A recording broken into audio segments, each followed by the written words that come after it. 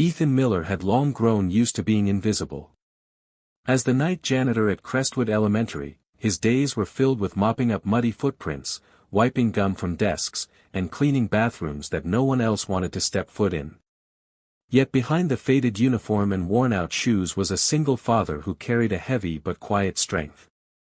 Life hadn't been kind to Ethan. 3 years earlier, his wife had passed away unexpectedly, leaving him to raise their daughter Lily alone. Since then, he had learned to juggle 2 roles, father and mother, while working endless shifts to keep a roof over their heads. That evening, as the hallways echoed with the fading sounds of children leaving after school, Ethan pushed his mop cart into a 3rd-grade classroom and stopped short. Sitting alone at a desk near the window was a little girl, her small shoulders trembling as she buried her face in her folded arms. Clutched tightly in her hands was a crumpled piece of paper, and even from a distance, Ethan could sense the sadness weighing her down. For a moment, he hesitated, unsure if he should intrude, but something inside him stirred, the memory of Lily in her darkest days, when she used to cry quietly after losing her mom, when Ethan didn't know how to help except to stay beside her. Setting his mop aside, he walked slowly to the whiteboard, picked up a marker, and without saying a word, began to draw. With a few exaggerated strokes, a goofy cartoon smiley face appeared on the board, its tongue sticking out, its arms waving wildly as if desperate to cheer someone up. When the girl finally looked up, her tear-filled eyes caught sight of it, and Ethan, with a mock-serious bow, announced, "He's saying hello, just to you." The corner of her lips twitched upward, then curled into the faintest smile, and soon, a small giggle escaped her. Ethan's chest warmed at the sound. "See," he whispered gently. "He looks happier when you smile, too." The little girl's laughter filled the quiet classroom, but neither of them realized that from the doorway, a woman had been watching, her hand pressed against her chest, her eyes glistening with unshed tears, as she witnessed a weary janitor bring her daughter back to life with nothing more than a simple smile. Rebecca Hartley stood frozen in the doorway, her pulse quickening as she watched the scene unfold before her. She had arrived earlier than usual to pick up her daughter, Emma, after art club, expecting to find her happily sketching or chatting with friends, but instead, she saw her child alone, shoulders hunched, her little face streaked with tears. Rebecca's heart ached with guilt as she realized how often she had been absent lately, late nights at the office, endless meetings, deals that devoured her time, all while her daughter quietly bore the cost. Yet what pierced her even more deeply was the unexpected tenderness of the man who now stood at the whiteboard. He wasn't a teacher or counselor. He was just the janitor, with sleeves rolled up and exhaustion etched into his features, and yet he had noticed what she hadn't. Rebecca watched as his simple act of drawing a silly smile transformed her daughter's tears into laughter, a sound she hadn't heard from Emma in days. It was humbling, almost painful, to witness someone else do for her child what she, with all her wealth and influence, had been unable to do. For the first time in years, Rebecca felt tears well in her own eyes, not from weakness but from the sudden reminder of what truly mattered. When Emma finally spotted her and rushed into her arms, Rebecca knelt down, hugging her tightly as if trying to make up for all the lost moments in that single embrace. She lifted her gaze to the janitor, who now looked embarrassed for having intruded, and his humble words struck her, "Sorry, ma'am, I just thought she needed a smile."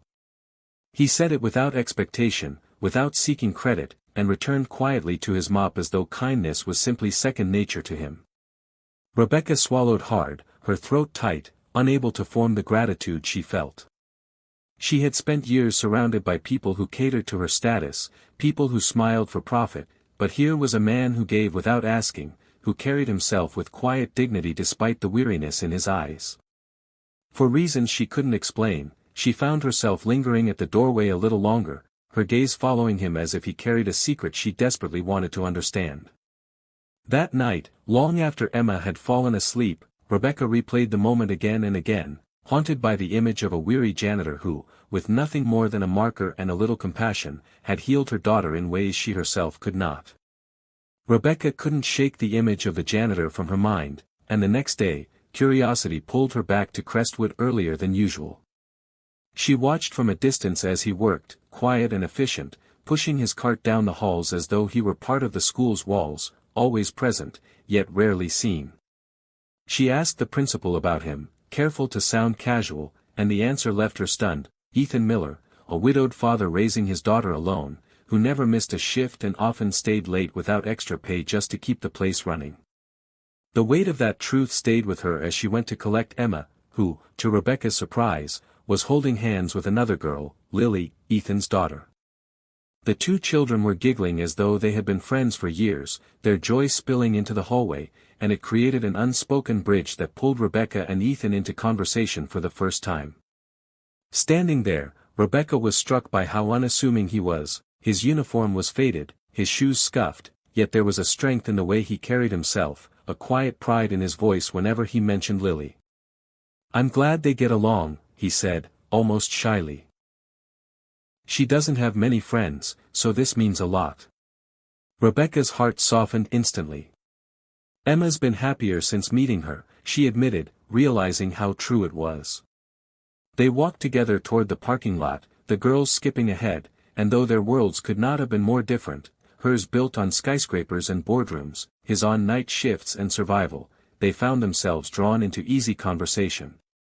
Rebecca, who was accustomed to people flattering her status, was disarmed by his honesty. He spoke simply, without pretense, and it made her realize how rare that was in her life. For Ethan, the encounter felt surreal. He could sense her wealth in the car she drove, the way she carried herself, yet she wasn't distant or arrogant. She listened to him as though his words mattered, and it unsettled him in a way he couldn't explain. As their daughters climbed into their respective cars, Rebecca glanced at Ethan once more, and in that fleeting moment, she realized with a strange certainty that fate had woven their lives together for a reason neither of them yet understood. Weeks passed, and what began as chance encounters soon became something neither Rebecca nor Ethan could ignore. The girls grew inseparable, their laughter filling the spaces where loneliness once lived, and through them, Rebecca and Ethan were drawn closer together. She found herself lingering at the school longer, offering rides home when the weather turned, and even inviting Lily over for playdates that often ended with Ethan reluctantly stepping inside her home. At first, he felt like a shadow in her grand world, out of place among marble floors and crystal chandeliers, but Rebecca never let him feel small. Instead, she made space for his presence, pouring coffee at her kitchen table while they talked late into the evening, sharing stories of struggles and triumphs. Ethan spoke quietly about losing his wife, about the nights he drew silly faces for Lily just to coax a smile from her when grief weighed too heavy.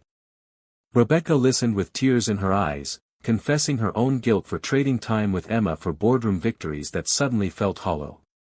In those vulnerable exchanges, they found a rare understanding, two parents carrying different burdens but united by love for their children.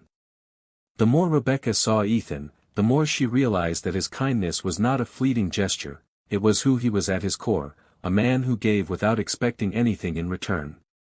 And the more Ethan spoke with her, the more he realized that beneath her polished exterior was a woman longing to be truly seen, not as a billionaire or a success story, but as a mother trying her best. One evening, as the girls sprawled across the living room floor drawing, Emma looked up and said innocently, "Daddy, Ethan makes everyone smile." Rebecca's breath caught, and she turned to see Ethan freeze, humbled by the accidental title. Their eyes met, and in that unspoken moment, something shifted forever. Rebecca reached across the table, her voice breaking as she whispered, "You don't know what you did that day in the classroom, you didn't just draw a smile for my daughter, Ethan. You drew one back into our lives." And for the first time in years, both of them realized that what had begun with a simple marker stroke on a whiteboard was the start of a new chapter neither of them ever expected, one where two broken families found wholeness in each other.